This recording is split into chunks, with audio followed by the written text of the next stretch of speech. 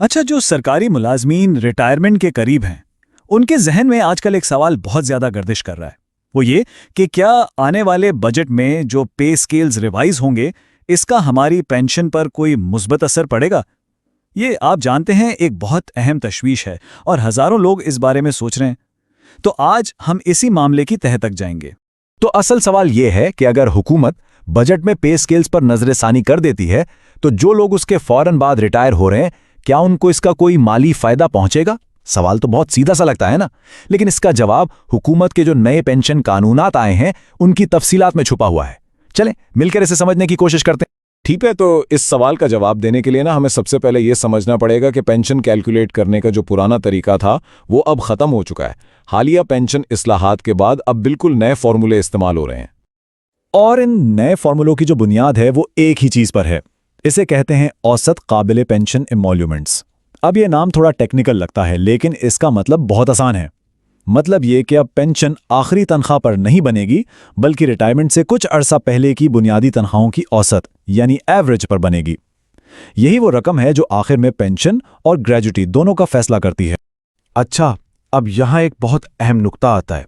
ये औसत निकाली कैसे जाएगी? ये इस बात पर मुनसर है कि मुलाजिम वफाकी हुकूमत का है या सूबाई हुकूमत का।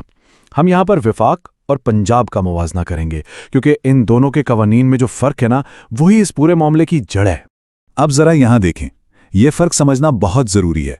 वफाकी हुकूमत का उसूल सीधा है। वो कहते हैं भाई, रिटायरमेंट से पहले के पूरे 24 महीने यानी 2 साल उनकी औसत बुनियादी तनख्वाह निकालो। ठीक, लेकिन पंजाब का मामला बिल्कुल मुख्तलिफ है। वो आखिरी 3 साल तो देखते हैं, मगर पूरे साल की तनख्वाह नहीं, सिर्फ 1 जुलाई को जो तनख्वाह थी उसे उठा लेते हैं। तो एक तरफ है पूरे 24 महीने और दूसरी तरफ है साल में सिर्फ 3 दिन। ये कितना बड़ा फर्क है, और यही फर्क सारी गेम बदल देता है। पंजाब का तरीक़ेकार ना बहुत ही मुनफरिद है। आइए इसे देखते हैं। फर्ज करें कोई 2027 में रिटायर हो रहा है, तो क्या होगा? सबसे पहले 1 जुलाई 2026 की बुनियादी तनख्वाह ली जाएगी, फिर 1 जुलाई 2025 की, और फिर 1 जुलाई 2024 की। बस इन तीनों रकमों को जमा किया जाएगा और 3 पर तकसीम कर दिया जाएगा। यही उनकी औसत है। अच्छा, अगर हम पूरे मुल्क की तस्वीर देखें तो बाकी सूबों में क्या हो रहा है? बलूचिस्तान भी औसत वाला तरीका ही इस्तेमाल कर रहा है। सिंध में इस्लाहात का नोटिफिकेशन तो आ गया है, लेकिन फिलहाल अमल दरामद रुका हुआ है। और खैबर पख्तूनख्वा वो अभी तक पुराने सिस्टम पर ही चल रहा है। तो इससे अंदाज़ा होता है कि मुल्क भर में कवानीन कितने मुख्तलिफ हैं। तो ये सारी बातें पे स्केल पर नजरसानी से कैसे जुड़ती हैं? चलें अब इस ताल्लुक को जोड़ते हैं, क्योंकि हमारे असल सवाल का जवाब यहीं से मिलना शुरू होगा। यहां से पूरी बात बिल्कुल वाज़ेह हो जाती है। देखें, जब पे स्केल पर नजरसानी होती है तो क्या होता है? बुनियादी तनख्वाह बढ़ जाती है। अब खुद सोचें, जब इस नई बढ़ी हुई तनख्वाह को औसत निकालने वाले फॉर्मूले में डाला जाएगा तो नतीजा क्या निकलेगा? जाहिर है, जो औसत निकलेगी वो भी बढ़ जाएगी। तो इस सारी मालूमात की रोशनी में अब हम आखिरकार इस मरकजी सवाल का हतमी और बिल्कुल वाज़ेह जवाब दे सकते हैं, जिससे हमने ये सारा तज्जिया शुरू किया था। तो सबसे अहम नुक्ता ये है, जी हाँ, बिल्कुल फ़ायदा होगा।